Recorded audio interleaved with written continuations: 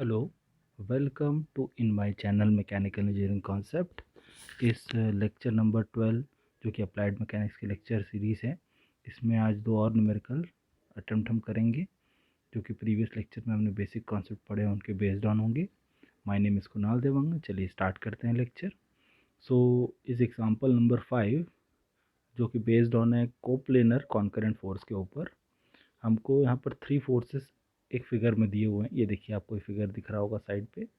इस फिगर पे जो तीन फोर्सेस आपको दी हुई हैं, 75 न्यूटन, 45 न्यूटन और पी न्यूटन की, as shown in the figure, determine the magnitude of P. हमें इस पी का मैग्नीट्यूड निकालना है if the resultant is along Y axis. अगर रिजल्टेंट मान लेते हैं इस वाई एक्सिस पे यहाँ पर कहीं पर है, ऐसा रिजल्टेंट अगर इस तरह से है तो मुझे पी बताना है कितना होगा। Also determine the magnitude of resultant, मतलब मुझे रिजल्टेंट अगर मान लीजिए इस एक्स एक्सिस के अबाउट मानते हैं तो इस पी को निकालना है और साथ ही साथ रिजल्टेंट की वैल्यू क्या होगी वो निकालना है। ये कोप्लेनर कॉन्करेंट फोर्स का एग्जांपल है।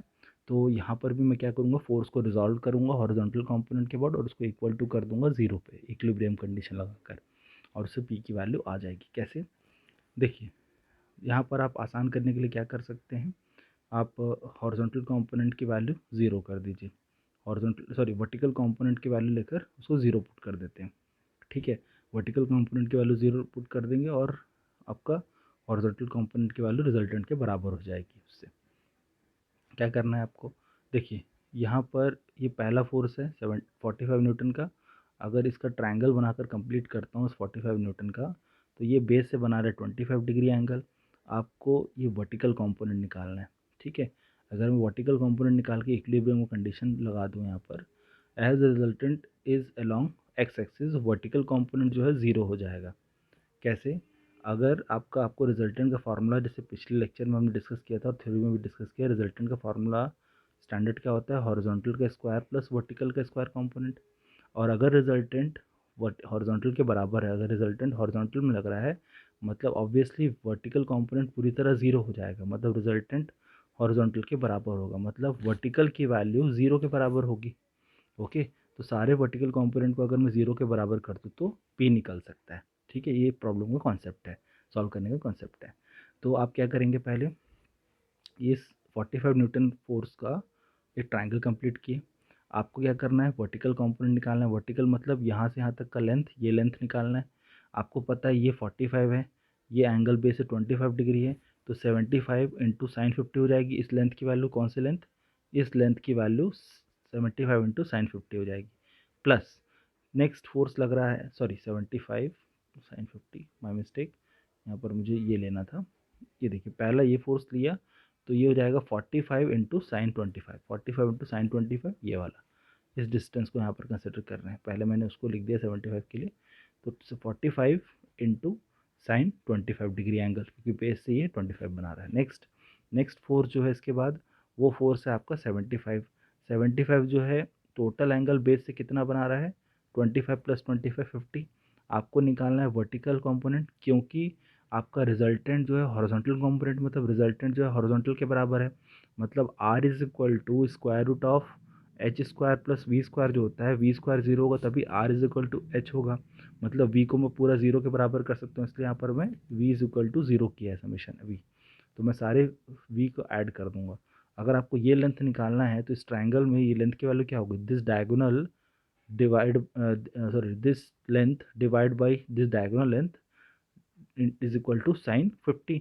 तो इस लेंथ की वैल्यू कितनी हो जाएगी, 75। इस लेंथ की वैल्यू हो जाएगी 75 इंटू साइन 50। ओके, ये हो गया।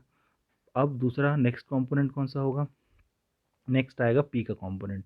पी देखिए, अगर मैं ध्यान दूँ, पी जो है, ये पी बेस से बना रहा है 35 डिग्री, और ध्यान देना एंटी क्लॉकवाइज बना रहा है।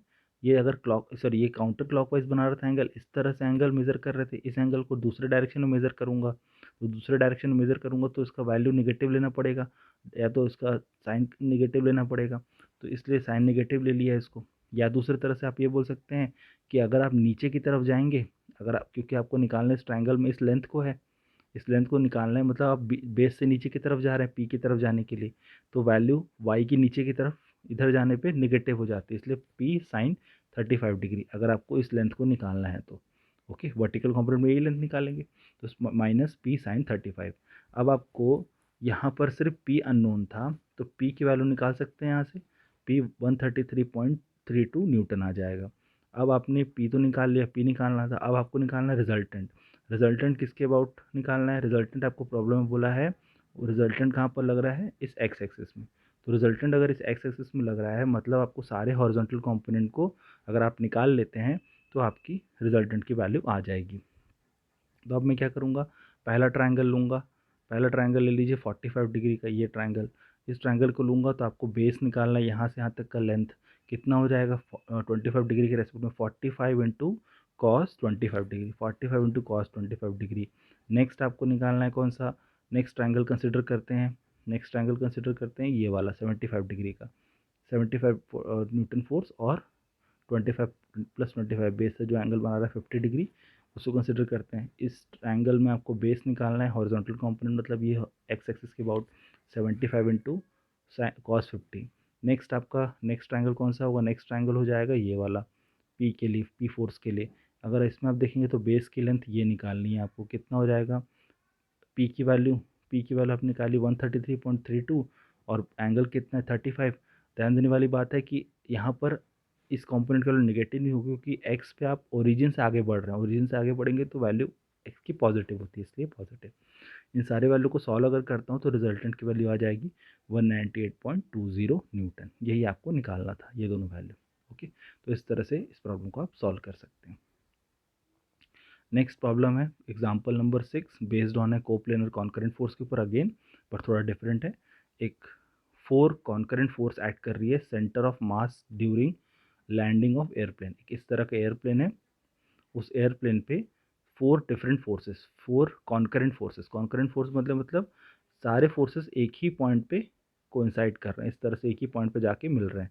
यहाँ पर कोई एक पॉइंट है प्लेन पे, सेंटर ऑफ मास पे एक्ट कर रहे हैं लैंडिंग के टाइम पे, as shown in the figure. ठीक है, तो मुझे डिटरमाइन करना है magnitude of resultant force and its direction about X axis. X axis के अबाउट रिजल्टेंट निकालना है, मतलब रिजल्टेंट मान लीजिए कुछ इस तरह से अगर लग रहा है ऐसे, तो इसका बेस एंगल कितना होगा वो निकालना है।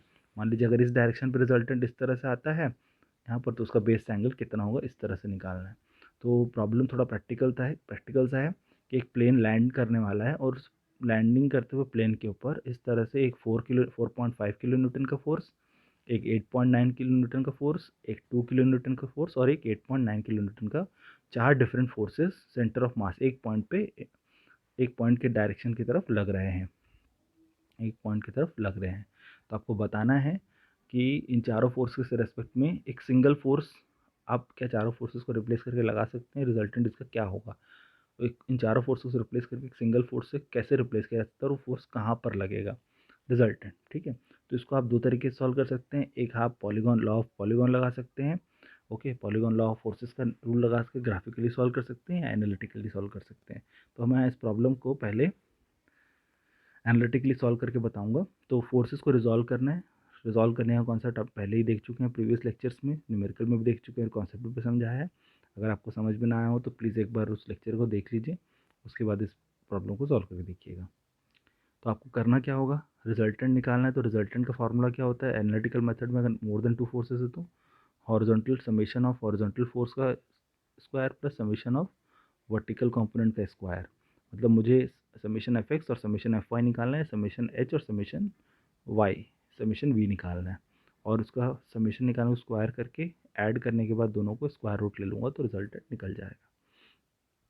तो मैं करूँगा क्या, यहाँ पर पहले एक हॉरिजॉन्टल कंपोनेंट निकाल लेते हैं। तो आपके कौन कौन से फोर्सेस लग रहे हैं, उनका एंगल क्या है मुझे पता होना चाहिए। ध्यान देने वाली बात यह है कि अगर आप ओरिजिन से राइट डायरेक्शन में जाएंगे तो एक्स की वैल्यू पॉजिटिव, लेफ्ट जाएंगे तो एक्स की वैल्यू नेगेटिव, ऊपर के जाएंगे तो वाई की वैल्यू पॉजिटिव, नीचे की तरफ आएंगे तो वाई की वैल्यू नेगेटिव होती है। ये साइन कन्वेंशन हम स्टैंडर्ड कंसिडर करते हैं। अब एंगल की बात रही तो आपको एंगल पता होना चाहिए। देखिए यहाँ पर 2 ही एंगल दिए हुए, बट आप आसानी से बाकी एंगल्स निकाल सकते हैं। देखिए अगर ये एंगल ये वर्टिकल एक्सिस है, ये हॉरिजॉन्टल एक्सिस है, ठीक है। अगर ये यहाँ से 45 डिग्री है तो रिमेनिंग ये एंगल कितना हो जाएगा, ये भी 45 होगा, क्योंकि हॉरिजॉन्टल और वर्टिकल के बीच का एंगल है 90 डिग्री होगा। ओके, ये एंगल भी 90 डिग्री होगा। ये एंगल 60 है तो ये एंगल कितना हो जाएगा, ये हो जाएगा, ये एंगल 30 है तो ये एंगल कितना हो जाएगा 60 डिग्री। और ये एंगल व्हाट ऑब्वियस है कि 90 डिग्री ही होगा। ये 90 है, ये भी 90 होगा, ये 45 ये 60। सारे एंगल्स आपने निकाल लिए। अगर आपको क्रॉस चेक करना है कि आपने सही एंगल निकाला है कि नहीं, सारे एंगल्स को ऐड कर दीजिए। अगर सारे एंगल का एडिशन जो है 360 डिग्री आ रहा है, मतलब आपने एजम्पशन सही किया है। ओके, तो इस तरह से इस पर्टिकुलर एंगल को आप निकाल सकते हैं। तो आपको पता चल गया कि ये 2 किलो न्यूटन का फोर्स बेस से 45 डिग्री पर लग रहा है। ये 4.5 का तो बेस पे ही लग रहा है। और अगर इस 8.9 किलो न्यूटन को देखो तो यहाँ से 60 डिग्री एंगल पे लग रहा है बेस से। ओके, अब आपको क्या करेंगे, समेशन एच निकालना है। हॉरिजॉन्टल कंपोनेंट की वैल्यू क्या क्या हो जाएगी, हॉरिजॉन्टल में कौन कौन से फोर्स लग रहे हैं, एक 4.5 किलो न्यूटन का फोर्स लग रहा है। और ये नेगेटिव हो जाएगी वैल्यू, क्यों नेगेटिव हो जाएगी, क्योंकि ओरिजिन की तरफ आ रही है वैल्यू, तो वैल्यू कम होगी, ऑब्वियस है। देखिए जैसे यहाँ पर मैंने शो किया है, ये देखिए -4.5 किलो न्यूटन। सारे वैल्यू को किलो न्यूटन में पुट कर रहा हूँ, न्यूटन में पुट नहीं कर रहा, ताकि क्योंकि सॉल्यूशन में डायरेक्टली वैल्यू किलो न्यूटन में आ जाए। नेक्स्ट है आपका 2.5 किलो न्यूटन का फोर्स। अगर इस ट्रायंगल को कंप्लीट करूँगा तो आपको बेस निकालना है, यहाँ से यहाँ तक का डिस्टेंस कितनी हो जाएगी, 2 इंटू कॉस 45। वैल्यू पॉजिटिव होगी, ओरिजिन की तरफ जा रहा है वैल्यू, तो इंक्रीज होगी वैल्यू 2 इंटू sin 45। ओके, ये वैल्यू हो गई एक, या cos 45 एक ही मतलब निकलेगा यहाँ पर हॉरिजॉन्टल वर्टिकल कंपोनेंट के लिए। इस तरह से आप निकाल सकते हैं। नेक्स्ट है 8.9 8.9 न्यूटन का फोर्स जो है, ये देखिए ये 8.9 किलो न्यूटन का फोर्स वो हॉरिजॉन्टल के अबाउट लगेगा, वो हो जाएगी sin 30 वैल्यू। ये देखिए यहाँ पर sin 30 हॉरिजॉन्टल कंपोनेंट आ गया आपका। ठीक है, ध्यान देने वाली बात है कि ओरिजिन की तरफ जा रहा है इसलिए नेगेटिव लिया है यहाँ पर ना, ओरिजिन की तरफ जाने के कारण इसको नेगेटिव लिया है। अब आपको यहाँ sin 30 के अलावा sin 30 की जगह cos 60 भी आप ले सकते हैं, यहाँ पर sin 60 cos 60 डिग्री भी ले सकते हैं। ठीक है, cos 60 डिग्री क्यों, क्योंकि ये बेस से एक्चुअल में 60 डिग्री बना रहा है और हॉरिजॉन्टली 30 डिग्री बना रहा है, तो आप 90 माइनस करके भी चेंज करके निकाल सकते हैं। तो cos 90 माइनस 30 कितना होता है, sin 60 हो जाएगा। तो वैसे करें चाहे sin 30 लें, sin 30 और cos 60 की वैल्यू सेम होती है। ओके, और sin 45 और cos 45 की वैल्यू भी सेम होती है, इसलिए आपको यहाँ पर कन्फ्यूज होने की ज़रूरत नहीं है। साइन की जगह आप cos रखेंगे, यहाँ पर चेंज नहीं होगा, चेंज यहाँ पर आएगा, sin 30 की जगह cos 60 ले सकते हैं। ठीक है, अगर इसको मैं सॉल्व करता हूँ तो -7.53 वैल्यू आ जाएगी। नेगेटिव साइन ये शो कर रहा है कि ये एस नहीं है, ये समेशन साइन है। समेशन जो एक्स कर रहा है टुवर्ड्स एक्स, मतलब जो फोर्स लग रहा है हॉरिजॉन्टल के अबाउट, अगर मैं एक सारे फोर्सेस का हॉरिजॉन्टल एक इकट्ठा इफेक्ट लेता हूँ तो वो ओरिजिन की तरफ इस तरह से लगेगा, ओरिजिन की तरफ आएगा इस तरह से। ओके, और 7.53 किलो न्यूटन उसका फोर्स की वैल्यू होगी। नेक्स्ट वर्टिकल कंपोनेंट निकालना है, वर्टिकल कंपोनेंट भी सेम उसी तरह से निकाल सकते हैं। वर्टिकल कंपोनेंट निकालने के लिए आप क्या करेंगे, आपको वर्टिकल फोर्सेस कौन कौन सी पता है, एक पता है 8.9 किलो न्यूटन, ओरिजिन की तरफ आ रहा है इसलिए इसको नेगेटिव लूँगा तो इसकी वैल्यू माइनस में लिख सकते हैं। देखिए ये देखिए -8.9। नेक्स्ट 2 किलो न्यूटन का फोर्स भी ओरिजिन की तरफ आ रहा है, नेगेटिव होगा कितना, साइन 45 या cos 45, दोनों में से दो भी लेना सही है, दोनों में वैल्यू सेम आएगी, नेगेटिव होगी क्योंकि ओरिजिन की तरफ आ रही है वैल्यू। नेक्स्ट है 8.9 किलो न्यूटन का ये वाला force, 8.9 kilo Newton force origin की तरफ आ रहा है तो वैल्यू इंक्रीज हो रही है, इंक्रीज हो कितनी हो रही है वैल्यू 8.9 किलो न्यूटन, या तो cos 30 डिग्री और या तो sin 60। 8.9 या तो sin 60 भी आप लिख सकते हैं, क्योंकि बेस से अगर देखा जाए तो 60 डिग्री बना रहा है और वर्टिकल कंपोनेंट पे 30 डिग्री बना रहा है। और ये जो लास्ट चौथा फोर्स है इसका कोई इफेक्ट नहीं आएगा, क्योंकि ये फोर्स हॉरिजॉन्टली लग रहा है, इससे वर्टिकली इसका कोई इफेक्ट नहीं बनेगा। अगर इस तरह से हॉरिजॉन्टली इस प्लेन में फोर्स लगाता हूँ तो उसका कोई इफेक्ट वर्टिकली उस पर नहीं आएगा। जब इसको मैं सॉल्व करता हूँ तो सॉल्व करने से जो वैल्यू आती है आपकी -2.60, मतलब आपका हॉरिजॉन्टल कंपोनेंट लग रहा है ओरिजिन में इस तरह, ओरिजिन की डायरेक्शन पे, और वर्टिकल कंपोनेंट कुछ इस तरह से लगेगा ऐसा। इसकी वैल्यू आ रही है 7.53 और इसकी वैल्यू आ रही है 2.60। नेगेटिव बता रहा है, मतलब कि डायरेक्शन को बता रहा है नेगेटिव साइन, और आपकी वैल्यू जो है मैग्नीट्यूड को बता रहा है।